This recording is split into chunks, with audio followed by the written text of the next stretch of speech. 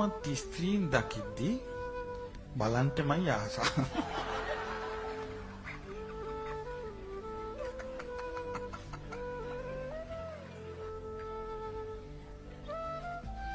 මම මේකට කියන්නම් ක්‍රමයක්.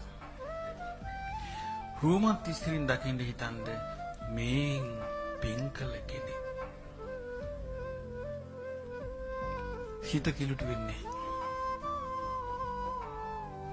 මේ පින්කල කෙනෙක්. එතකොට රූමත් පුරුෂයන් දකිද්දී ස්ත්‍රීන්ට පුළුවන් හිතන්න කොහොමද මේ පින්කල කෙනෙක්. එතකොට අලංකාර වස්ත්‍රයෙන් සැරසී යනවා. මේ සසරේ වස්ත්‍ර දුන් කෙනෙක්. එතකොට පුද්ගලයෝ බලද්දී පුද්ගලයන්ගේ ඉස්මතු වෙලා පේන්නේ මොකද්ද? ඔවුන් කරන ලද පින. එතකොට Tamanට ආසයි තියෙන මොකේදද? පිනටමයි. මේ සංසාරේ පින් කළ කෙනෙක්. ධර්මයට ගැලපෙන්නේ නැද්ද ඒක? ගැලපෙනවා.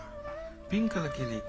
ඊළඟට හිතන්න Tamanට බැරි වෙලාවත් ඒ බඳු කෙනෙක් ගැන Tamanට නුසුදුසු අදහස් ආවොත් හිතන්න මේ පින් කරපු කෙනෙක් මේ ඉන්නේ.